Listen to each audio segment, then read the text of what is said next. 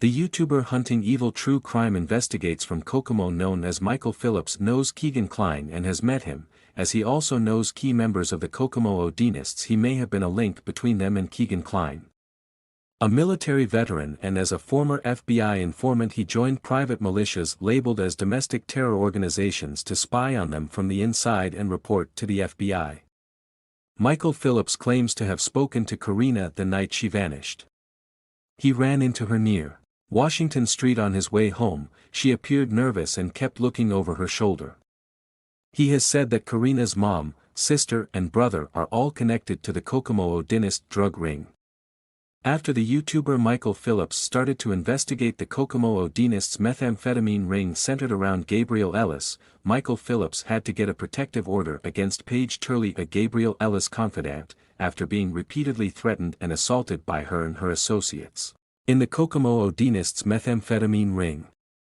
As a wheelchair user, Michael Phillips is in a vulnerable position after being attacked by the Kokomo methamphetamine Odinists and hit in the face with an iron pipe as a warning not to snoop into their affairs.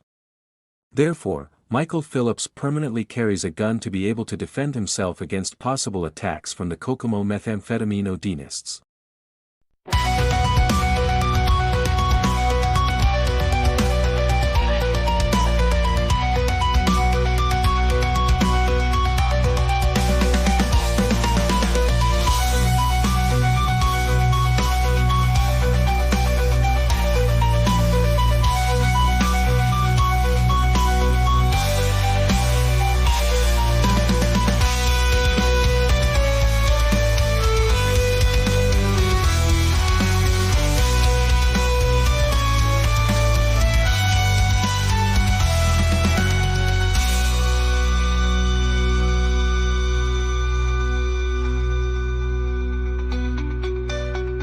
Michael Phillips has also been involved in discussion groups on social media about the Tina Rottle case, a mother who alleges that on the morning of February 13, 2017, she saw a car with 5 occupants named Keegan Callis, Elijah Cook, Tyler Joe French, Travis Yennick and Josh Weaver, all men belonging to the Kokomo Odinist methamphetamine ring.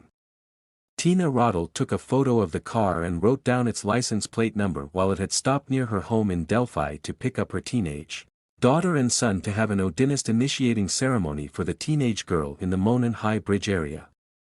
After returning from the ceremony, Tina Rottle alleges that her daughter told her she had been drugged and ritualistically gang raped by the men in the group during the initiation ceremony.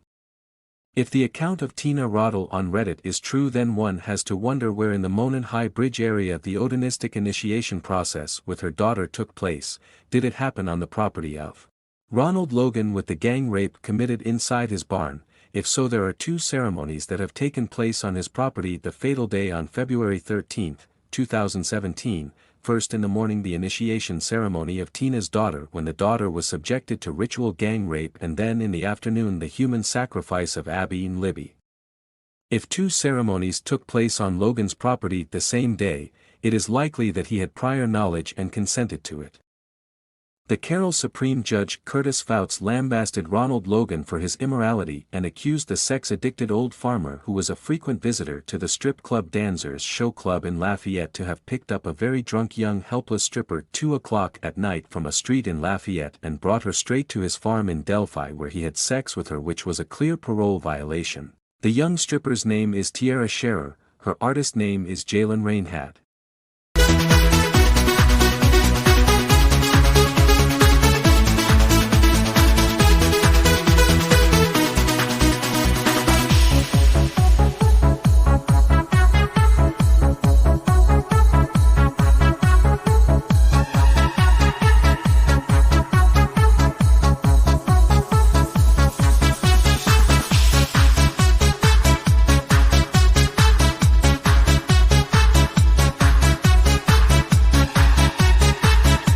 Ronald Logan may also have visited strip clubs in Kokomo where he may have met methamphetamine Kokomo Odinists and befriended them and asked them to visit his farm to have Odinist ceremonies there. Why else were so many Kokomo Odinists observed near or at his farm?